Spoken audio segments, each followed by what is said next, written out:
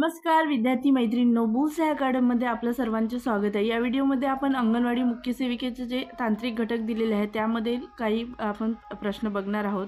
तर बघा, बाल शिक्षणासंबंधित प्रश्न यामध्ये दिलेले आहेत आणि ही प्राइम पब्लिकेशनची म्हणजे सराव प्रश्नसंच म्हणून आहे। तर त्यामधून आपण हे प्रश्न बघत आहोत।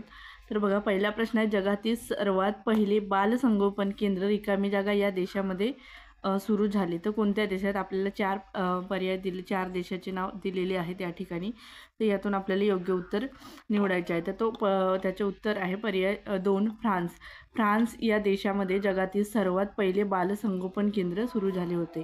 त्यानंतरचा प्रश्न बघा, रिकामी जागा यांनी नर्सरी स्कूलची संकल्पना अस्तित्वात आणली तर कोणी आणली असा हा प्रश्न आहे। चार पर्याय दिलेले आहेत। मार्गारेट पहिला दिलाय, दुसरा दिलाय रोचेल मॅकमिलन। तर वरील 1 आणि 2 दोन्ही पर्याय 3 त्याचे योग्य उत्तर दिलेलं आहे। नर्सरी स्कूलची संकल्पना अस्तित्व कोणी आणली? मार्गारेट आणि रोचेल मॅकमिलन यांनी आणली। त्यानंतरचा प्रश्न बघा, प्रश्न आहे की रिकामी जागा यांनी किंडरगार्टन ही संकल्पना विकसित केलेली आहे। आपल्याला 4 पर्याय दिलेले आहे, त्यातून योग्य उत्तर निवडायचे। पर्याय 4 त्याचे उत्तर दिले आहे फेडरिक फ्रोबेल यांनी किंडरगार्टन ही संकल्पना विकसित केलेली आहे। त्यानंतरचा प्रश्न बघूया आपण, किंडरगार्टन शाळेची उद्दिष्टे ओळखा। आपल्याला उद्दिष्टे दिलेली आहेत, तर त्याच्यातून आपल्याला योग्य उत्तर निवडायचे आहे। तर पहिला ए पर्याय दिलेला आहे, बालकांना शरीर सुदृढ करण्यास संधी देणे। बी पर्याय दिले आहे, बालकांचा सर्वांगीण विकास समृद्ध करणे। तिसरा सी पर्याय दिला आहे की बालकांचा सामाजिक विकास घडविणे। आणि डी आहे, बालकाला निसर्गापासून दूर नेणे। तर बालकांना निसर्गापासून दूर नेणे हे कोणत्याच याचं म्हणजे उद्दिष्ट असू शकत नाही, म्हणजे हा चूक आहे। तर मग याचं योग्य उत्तर आपल्याला निवडायचे आहे। तर या प्रश्नाचे योग्य उत्तर आहे पर्याय क्रमांक 1, ए, बी आणि सी हे 3 पर्याय दिलेले आहेत, हे योग्य आहेत। बालकांच्या शरीर सुदृढ करण्यास संधी देणे, बालकांचा सर्वांगीण विकास समृद्ध करणे, बालकांचा सामाजिक विकास घडविणे हे 3 म्हणजे पर्याय 1 त्याचं उत्तर आहे। त्यानंतरचा प्रश्न बघा, एकात्मिक बाल विकास सेवा रिकामी जागा सालापासून अस्तित्वात आहे तर कोणत्या सालापासून अस्तित्वात आहे? तर या प्रश्नाचं योग्य उत्तर आहे 1976-77। पर्याय 2 ह्या प्रश्नाचं योग्य उत्तर आहे, कारण एकात्मिक बाल विकास सेवा योजना केव्हा तर 1975ला म्हणजे सुरुवात झाली।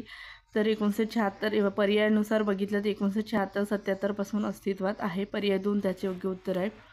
त्यानंतरचा प्रश्न बघा, ताराबाई मोडक यांच्यावर खालीलपैकी कोणाचा प्रभाव होता? आपल्याला 4 पर्याय दिले, त्यापैकी कोणाचा प्रभाव त्यांच्यावर होता त्याचे उत्तर लिहायचे आहे। तर पर्याय 2 त्याचं उत्तर येतो गिजूभाई बधेका त्यांच्या ताराबाई मोडक यांच्यावर प्रभाव होता।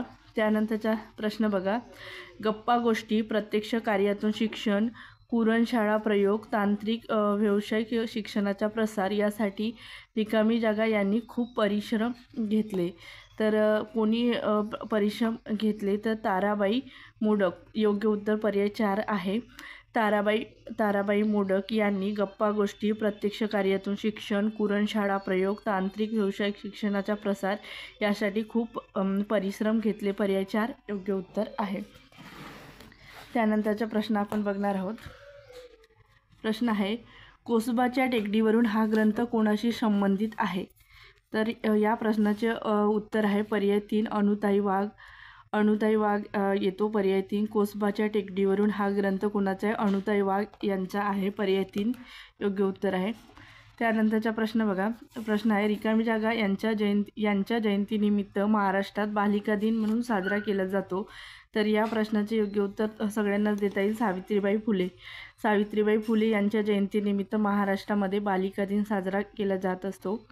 त्यानंतरचा प्रश्न बघा 10वा, रिकामी जागा हा दिवस महाराष्ट्रात बालिका दिन म्हणून साजरा केला जातो तर 3 जानेवारी। पर्याय 3 त्याचे योग्य उत्तर आहे। 3 जानेवारी हा दिवस महाराष्ट्रात बालिका दिन म्हणून साजरा केला जातो। त्या दिवशी 3 जानेवारीला सावित्रीबाई फुले यांची जयंती असते।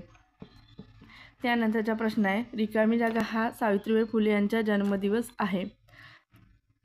तर या प्रश्नाचं उत्तर आहे 3 जानेवारी 1831, म्हणजे त्यांचा जन्म 1831चा होता. तर 3 जानेवारी 1831 हा योग्य उत्तर आहे या प्रश्नाचं. त्यानंतरचा प्रश्न बघा, रिकामी जागा यांनी 1932मध्ये अमरावती येथे श्री शिवाजी शिक्षण संस्थेची स्थापना केली. तर या प्रश्नाचे योग्य उत्तर आपल्याला द्यायचे आहे. तर या प्रश्नाचे योग्य उत्तर आहे पर्याय 2 येथे. डॉक्टर पंजाबराव देशमुख यांनी 1932मध्ये अमरावती येथे श्री शिवाजी शिक्षण संस्थेची स्थापना केली. पर्याय 2 आहे त्याचे उत्तर. त्यानंतरचा प्रश्न बघा, रिकामी जागा यांनी रयत शिक्षण संस्थेची स्थापना केली. आपल्याला रयत शिक्षण संस्थेची स्थापना कोणी केली ते सांगायचे आहे. तर पर्याय 3 त्याचे योग्य उत्तर येईल. कर्मवीर भाऊराव पाटील यांनी रयत शिक्षण संस्थेची स्थापना केलेली आहे. त्यानंतरचा प्रश्न, रयत शिक्षण संस्थेचे ब्रीद वाक्य ओळखा. तर रयत शिक्षण संस्थेचे ब्रीद वाक्य काय आहे? तर स्वावलंबी शिक्षण हेच आमचे ब्रीद, हे पर्याय 4 त्याचं योग्य उत्तर आहे. स्वावलंबी शिक्षण हेच आमचे ब्रीद हे त्यांचं योग्य उत्तर आहे. रयत शिक्षण संस्थेचे ब्रीद वाक्य आहे. त्यानंतरचा प्रश्न, रिकामी जागा रोजी रयत शिक्षण संस्थेची स्थापना झाली. तर रयत शिक्षण संस्थेची स्थापना केव्हा झाली? तर पर्याय 1 त्याचं उत्तर आहे 22 ऑक्टोबर 1919ला रयत शिक्षण संस्थेची स्थापना झालेली आहे. त्यानंतरचा प्रश्न, महर्षी कर्वे यांनी महिला विद्यापीठाची स्थापना रिकामी जागामध्ये केली. तर महर्षी धोंडो केशव कर्वेच आहेत. त्यांनी महिला विद्यापीठाची स्थापना केव्हा केली? तर त्यांनी 1916, पर्याय 4 त्याचे उत्तर आहे 1916मध्ये त्यांनी महिला विद्यापीठाची स्थापना केली. त्यानंतरचा प्रश्न आहे, रिकामी जागामध्ये महात्मा फुले यांनी मुलींसाठी पहिली शाळा पुणे येथे सुरू केली. तर कोणत्या वर्षी सुरू केली मुलींसाठी पहिली शाळा? पुण्यामध्ये केली माहीत आहे. पुण्यामधील बुधवार पेठेमध्ये त्यांनी मुलींची पहिली शाळा सुरू केली होती. आणि ते कोणता वर्ष हा विचारला आहे. तर 1848, पर्याय 3 त्याचं योग्य उत्तर येते. त्यानंतरचा प्रश्न आहे की महात्मा फुले यांनी 1882मध्ये रिकामी जागा या कमिशन पुढे प्राथमिक शिक्षण मोफत व सक्तीचे करावे अशी मागणी केली. तर कोणत्या कमिशन पुढे ही मागणी केली होती? तर आपल्याला हे 4 पर्याय दिलेले आहेत. तर त्यातून योग्य उत्तर निवडायचे आहे. तर पर्याय 2 त्याचे योग्य उत्तर आहे. हंटर कमिशन पुढे त्यांनी प्राथमिक शिक्षण मोफत व सक्तीचे करावे अशी मागणी 1882मध्ये केली होती. कोणी? महात्मा फुले यांनी. त्यानंतरचा प्रश्न, चुकीची जोडी ओळखा असा हा प्रश्न आहे. तर बघा, चुकीची जोडी ओळखायची आहे.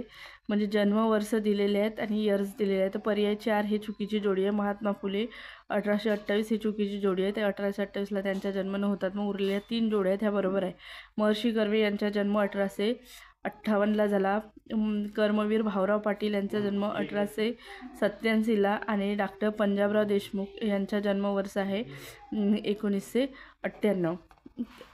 त्यानंतरचा प्रश्न बघा, रयत शिक्षण संस्थेची मध्यवर्ती कार्यालय रिकामी जागा या ठिकाणी कार्यरत आहे.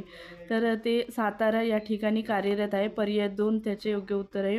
रयत शिक्षण संस्थेचे मध्यवर्ती कार्यालय सातारा, पर्याय 2 याचं योग्य उत्तर आहे. अशा पद्धतीने आपण 20 प्रश्न बघितले आहे जे बालकांच्या शिक्षणासंबंधित महत्त्वपूर्ण प्रश्न आहेत. जर तुम्ही या चॅनलला नवीन असाल तर चॅनलला सबस्क्राईब करून घ्या आणि ज्या तुमच्या मैत्रिणी अंगणवाडी मुख्य सेविकेचा अभ्यास करत आहेत त्यांच्यापर्यंतसुद्धा हा व्हिडिओ पाठवा, म्हणजे त्यांना उपयोग होईल. हा व्हिडिओ इथंच थांबवते. धन्यवाद.